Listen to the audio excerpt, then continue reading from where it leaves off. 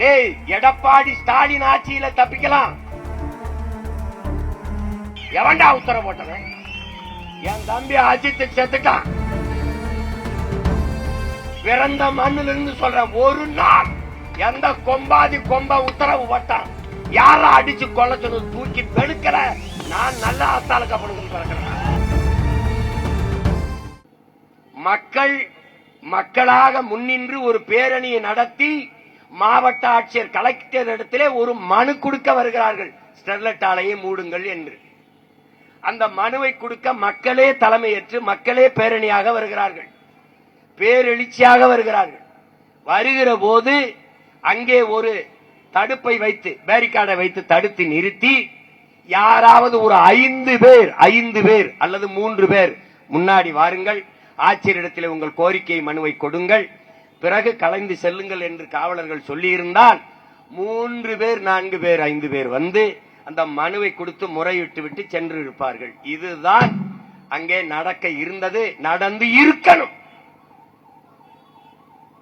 ஆனால் மக்கள் பேரணியாக வந்து மனு கொடுக்க வருகிற அந்த இடத்திலே கலவரம் நடக்கும் என்று முன்கூட்டியே நீங்கள் எப்படி தீர்மானித்தீர்கள்? இது கேள்வி. கண்ணீர் புகை கொண்டு வீசலாம், தண்ணீரை பீச்சி அடிக்கலாம், தடியடி நடத்தலாம். ஆர்ப்பாட்டத்திலே போராட்டத்திலே கலவரம் வந்தால் அதை கலைக்க இத்தனை முறைகள் இருக்கு. தண்ணீர் பீச்சி அடிப்பது, கண்ணீர் புகை குண்டுகளை வீசுவது, தடியடி நடத்தி கலைப்பது, இத்தனை வகை இருக்குது. இதில் எதையுமே செய்யாமல் பெரும் பெரும் வண்டிகளின் மீது, பாரவுந்த லாரிகளின் மீது, வாகனத்தின் மீது ஏறி நின்று தொலைதூரத்திலே குறிபார்த்து சுடக்கூடிய ஸ்னைப்பர் என்கிற துப்பாக்கியை முன்கூட்டியே நீ தயாராக வைத்திருந்தது எப்படி? இந்த மக்கள் கலவரம் தான் செய்ய வருகிறார்கள் என்று கணித்தது எப்படி?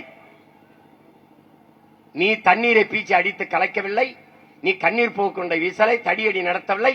எடுத்தவனை துப்பாக்கியால் சுட்டு 15 பேரை கொன்றாய். எடுத்தவனை துப்பாக்கியால் சுட சொல்லி உனக்கு உத்தரவு பிறப்பித்தவன் எவன்? இதான் கேள்வி. அப்ப சுடுறதுக்கு முன்னாடியே நீ வண்டி மேல ஏறி எப்படி உட்கார்ந்து இருந்த?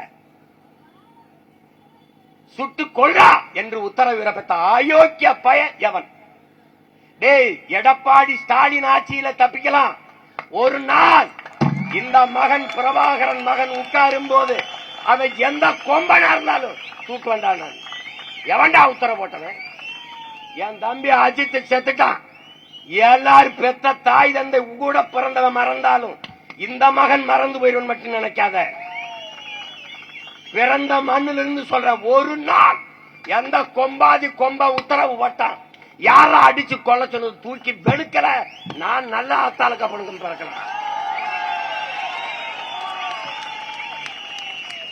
நீ என்ன வேணாலும் செஞ்சிருவ, நீ அப்படியே போயிருவ.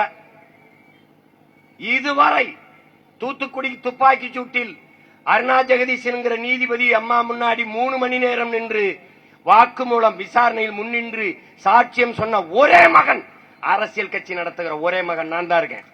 3 மணி நேரம் சாட்சியம் சொன்னேன். ஆனால் அந்த அம்மா அறிக்கை தாக்கல் பண்ணி பல ஒரு ஆண்டுக்கு மேல, 1.5 ஆண்டு 2 ஆண்டு ஆயிடுச்சு. எந்த நடவடிக்கையும் இல்ல. துப்பாக்கி சூட்டில் ஈடுபட்ட அத்தனை அதிகாரிகளும் பணி இடமாற்றம் செய்யப்பட்டு பதவி உயர்வு கொடுக்கப்பட்டிருக்கிறார்கள். இதுதான் திராவிட மாடலின் ஆட்சியின் சாதனை. இதை போலவே இதையெல்லாம் இவர்கள் பேச முடியாது. ஏன்? தூத்துக்குடி துப்பாக்கி சூட்டை இவர் பேச மாட்டார்.